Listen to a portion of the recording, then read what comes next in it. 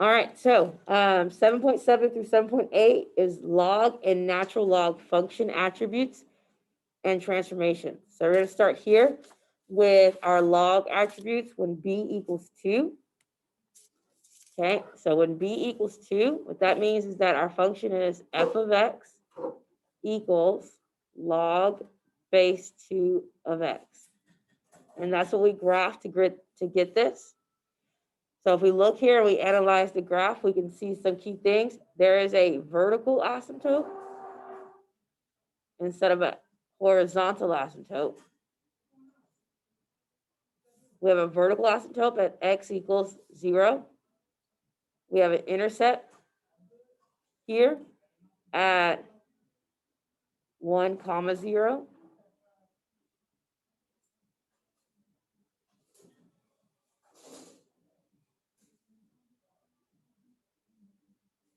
We can see a point here at 1, 2, 3, 4, 5, 6, 7, 8.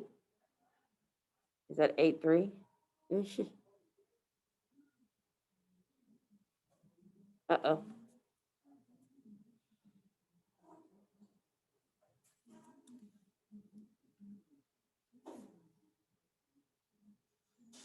At 8, 3.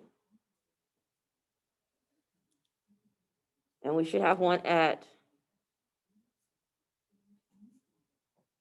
4, 2. What this is telling us, the reason why we have these points is log base 2 of 1 equals 0. That means that 2 to the 0 power is 1. Is that true? Log base 2 of 4 is 2. What that means is that 2 squared equals 4. Is 2 squared 4? Yes. We have log base 2 8 of 8 is 3. And what that means is that 2 to the third power equals 8. Okay? The base is saying whatever the y is, that's your power. So my base is 2, my power is 0. That's 1. My base is 2, my power is 2. That's why it's 4. My base is 2, my power is 3. That's why it's 8. So looking at this graph, our domain has restrictions. Our domain starts at 0 and goes to infinity. So x is greater than 0. Our range has no limitations. Our range goes from negative infinity to positive infinity.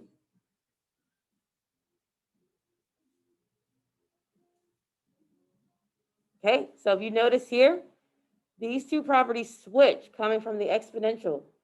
So coming from 2 to the x, these properties have switched, right? Where it used to be domain is infinity and the range had a restriction. And the reason why they switched is because they're inverse functions, okay? It's the inverse of f of x equals 2 to the x. Okay, this is its inverse function.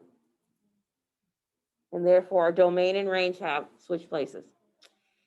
Instead of not, and this time, because of that asymptote, there is no y-intercept. However, we do have an x-intercept at 1, 0. And instead of a horizontal asymptote, we have a vertical asymptote at x equals 0.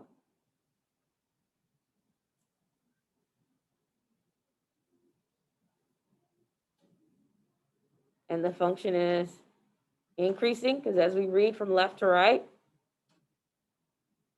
as x goes to positive infinity, f of x goes to positive infinity.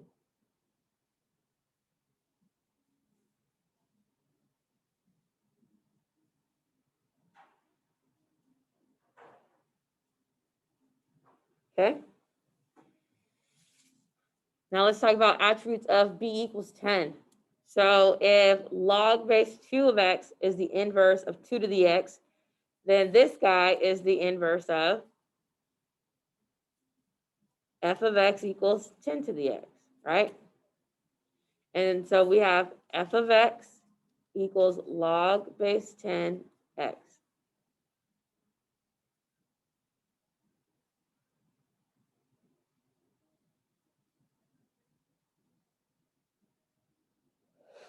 When we look at the graph, we do not cross.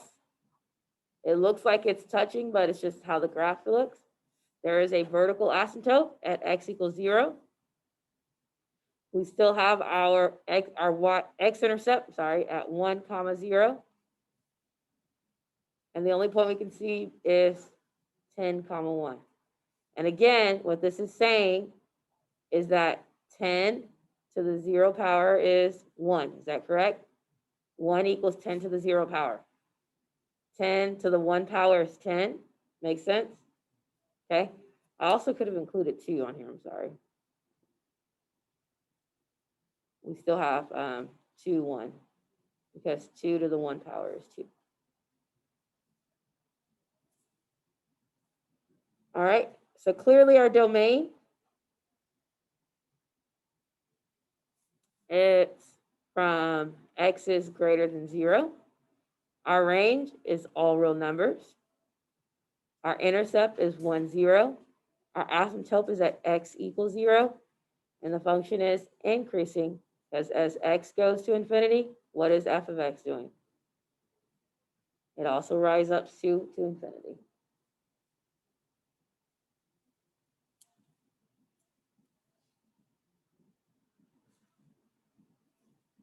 All right, questions about analyzing these two functions? We're good? Okay. Log transformations. So log transformations do not make anything different than what we've been doing, right? So the log transformation, if I have log base b of x plus d, then that means that I'm going up or down. If it's positive, I'm going up. If it's negative, I'm going down. Log base b x minus c. C here, this is my vertical asymptote. So just like when we had exponential, d was my horizontal asymptote. Here, c is my vertical asymptote. So I know that my vertical asymptote is going to be x equals c. Okay. And then a is my stretch compress reflection factor. And so again, same rules. If it's greater than 1, it's a stretch. If it's between 0 and 1, it's a compression. If it's negative, it's a reflection across the x-axis. Okay? When they all come together, that's how we have f of x equals a log base b x minus c plus d. I think I forgot to put the line on your paper for you to write it at the top. But you can do it yourself. I'm sure you're okay.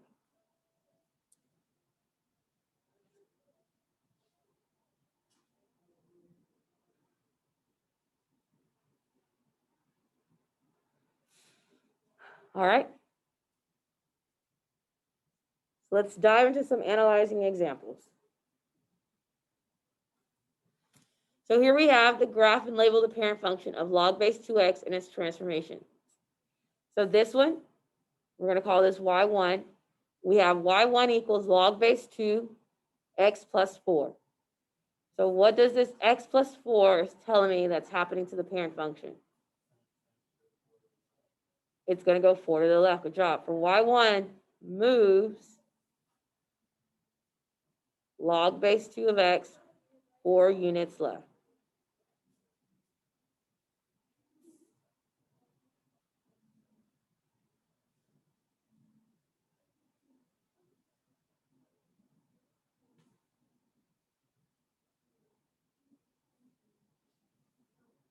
So that means that my asymptote is now where? Instead of at 0, my vertical asymptote is based off my c value. So my vertical asymptote, my x is a liar. So exactly, VA at x equals negative 4. 1, 2, 3, 4. So I have a vertical asymptote at x equals -4. Okay? The other thing to be mindful of is my y-intercept. My y-intercept was here for the parent function at 1, 0.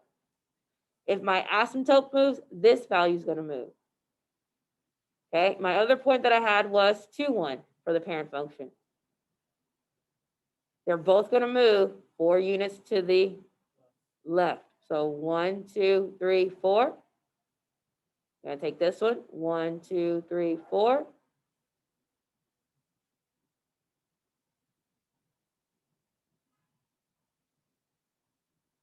Okay. Another point that I can use is 4, 2. If I want how accurate I want it to be. At 4, 2, I was here.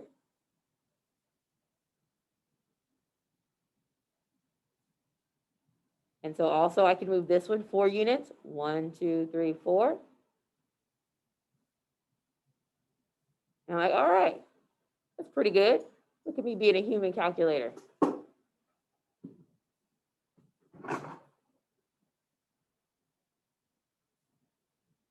And that would be my y1. So using that same knowledge, I'm going to do y2. What's happening with y2? What does this 4 tell me? I'm moving 4 units up. So it moves log base 2 of x 4 units up. All right? So again, these are my parent function points. Did my asymptote change here? Nope, the asymptote is still at 0 because there is no c value. So there's the VA at x equals, I should have put 2 graphs, x equals 0. And now I'm taking each one of these points, my parent function points, and shifting them up 4 units. So 1, 2, 3, 4. I'm not going to really be able to do it with the other one, the last one, but I can do it there. So I shift those points, and now I'm going to just follow the asymptote and graph.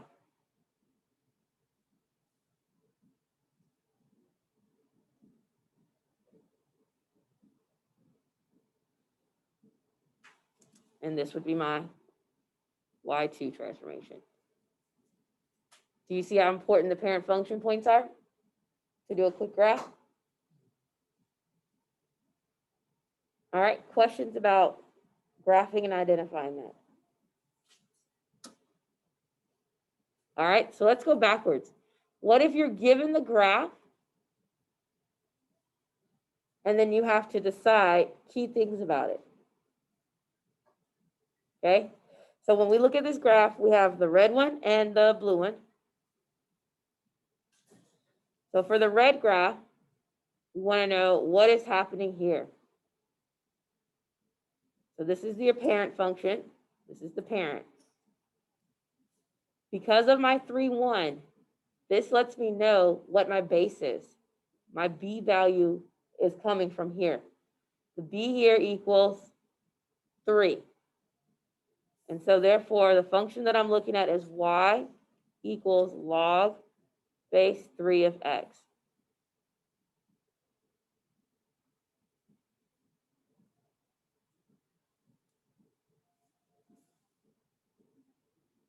So using that knowledge, what did I do to go from the blue, from the red to the blue?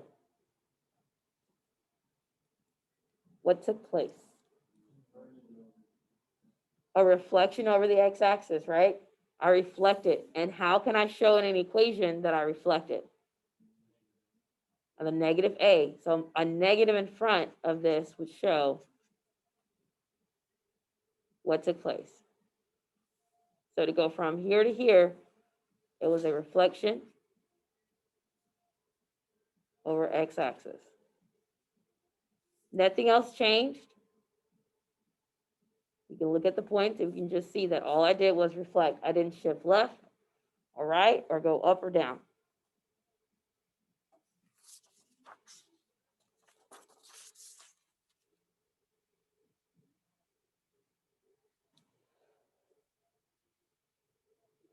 Okay, do we see what happened here? Looking at the graph and going backwards?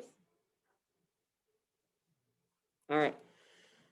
Let's give a real world example here. So the profits in dollars from subscriptions to a local newspaper are shown by the formula P of x equals negative k plus 60 log base 10 of x, where x is the number of subscriptions sold and k is the constant. Find k if the newspaper makes a profit of $35 from selling 100 subscriptions. Okay, so in this problem, we need to know, what do the people pay up front? Like, what are they being charged for their subscription? Okay, they tell us our P, so we know that P of x equals 35, and they tell us our x, which is 100. So we have P of 100 equals 35, which equals some k plus 60 log base 10, 100. Okay, so what we're going to analyze this ourselves. This is asking you 10 to what power equals 100? 10 to the 2. This is what the log is asking you. 10 to what power equals 100? And what did you say? 2, because 10 squared equals 100. So I can simplify this and say 35 equals negative k plus 60 times 2. Because that's what the log is asking you. And now, is this not just a basic algebra, pre-algebra problem? So we have 35 equals negative k plus 120. I'm going to subtract 120 from both sides. And we're left with what?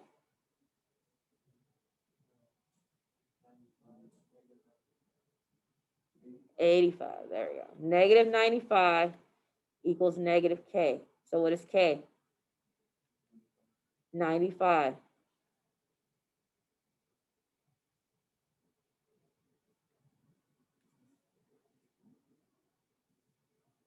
Okay, so that's how you're reading the log. To what power does the base equal that value? It looks intimidating at first, but when you break it down, is it really? It's doable. All right, an answer for you. All right, natural log. Okay, so natural log is the inverse function of our e to the x. Do you remember e to the x? Our log value. So its log function is called natural log. Sometimes you will see it written as ln x, and then in some older books, you will see it written as log base e to the x. They are the same thing, okay? Just like all other inverse rules, inverses means that your independent and dependent variables are switching roles.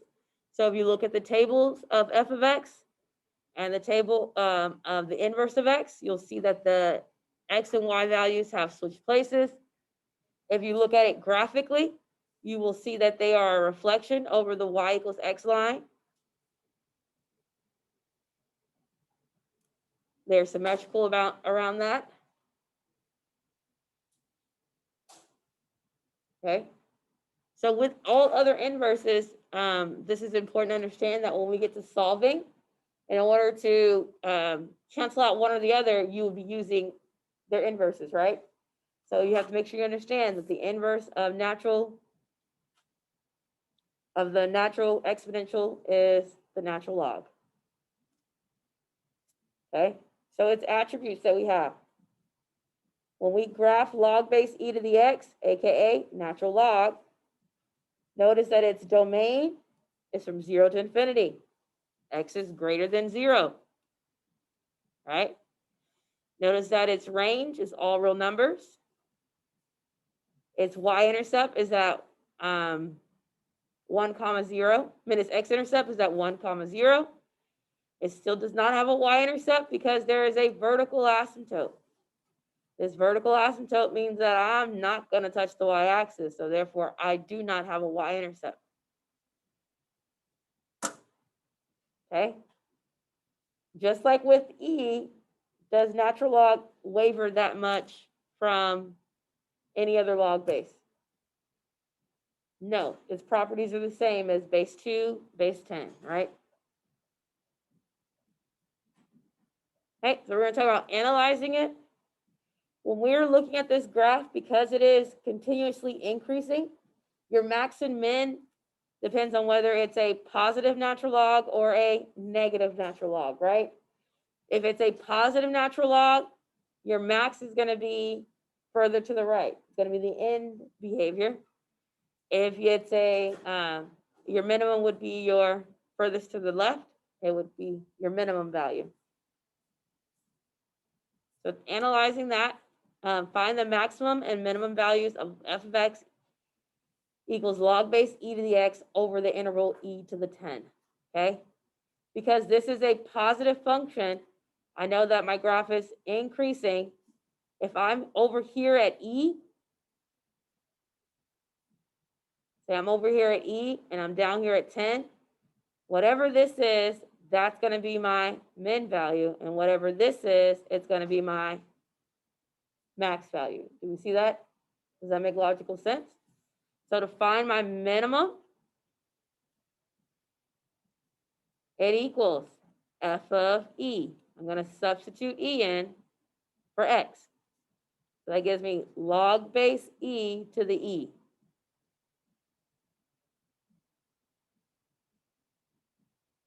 Okay? In other words, I'm looking for the natural log of e. When you have the natural log of e, because they are inverses of each other, it equals 1.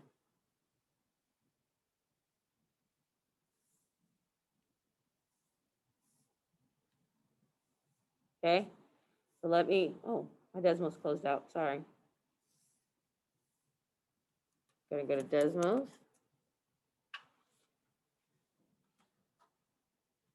So if I type in L, N, E, what does it tell me it equals? 1. Why? Because they're opposites of each other. They're going to cancel out. If I am going to type in log, to get a log, to get the base for the log, I hit shift underscore, and I can put the base in. And then if I type in log base e to the e, what do it also equal? 1. That's because, again, they are inverses of each other. Okay?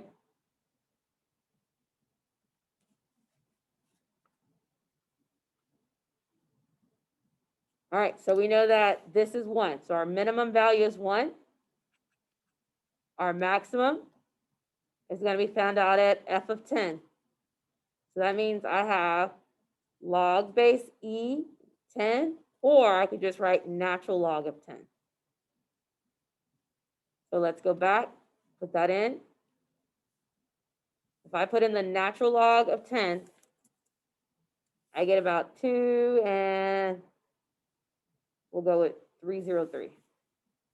303,000. So we get 2.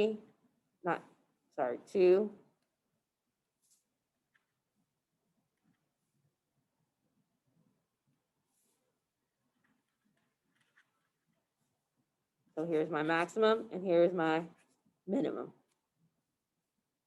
But because the graph is either increasing or decreasing, I can easily establish which is going to be the min and which is going to be the max.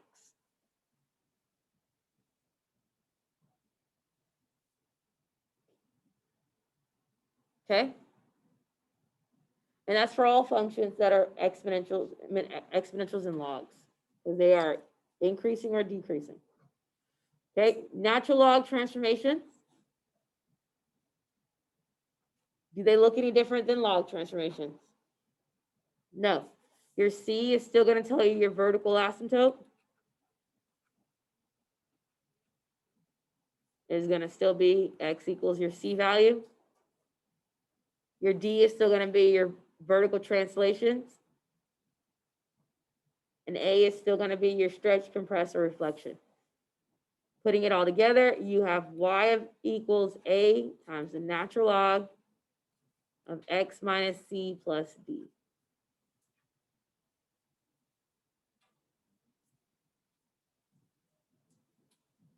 So from here, you should be able to tell me if the graph shifts left, right, up, down, sideways, whatever it did.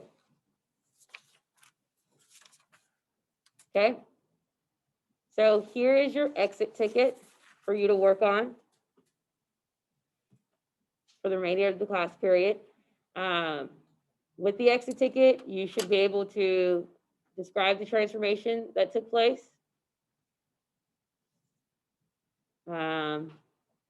And on the next one, you should be able to use the transformation and help describe what took place. And then the third one is just kind of a get your thinking about the maximum minimum on an interval. Okay. Tomorrow, if you have not finished your exit ticket, you're going to continue to work on the exit ticket. And then there's also the classwork that you're going to have for the next 2 days for Thursday and Friday. Okay.